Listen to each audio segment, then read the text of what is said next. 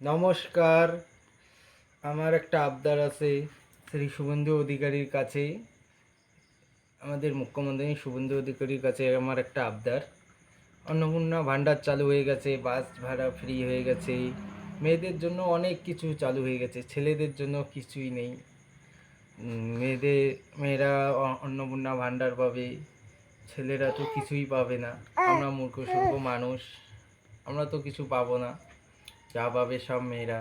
এতদিন থেকে লড়াই করলাম বিজেপি সরকার আনার জন্য, শুধু বউগুলোর জন্যই, আমাদের জন্য কি না? আমরাও তো অনেক কষ্টে ভোট দিয়েছি জেতানোর জন্য। জিতছে ভালো কথা, এখন সব মেয়েরা পাচ্ছে, অন্নপূর্ণা ভাণ্ডার পাচ্ছে। তো এভাবে যদি চলে, 2 দিন পর তো ছেলেদেরকে রান্না করতে লাগবে, বাসন মাজতে হবে। আমাদের জন্য তো কোনো একটা প্রকল্প চালু করা উচিত, কেননা আমরা তো বেকার ভাতা পাবো না, আমার বউ পাবে না।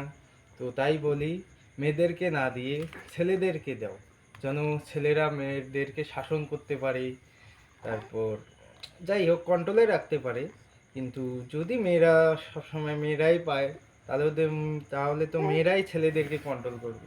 আমাদেরকে তো বাসন মাজতে হবে, রান্না করতে হবে। তাই বলি আমাদের মুখ্যমন্ত্রী শুভেন্দু অধিকারীকে, যে মেয়েদেরকে না দিয়ে ছেলেদেরকে দাও। আমরা পরিযায়ী শ্রমিক।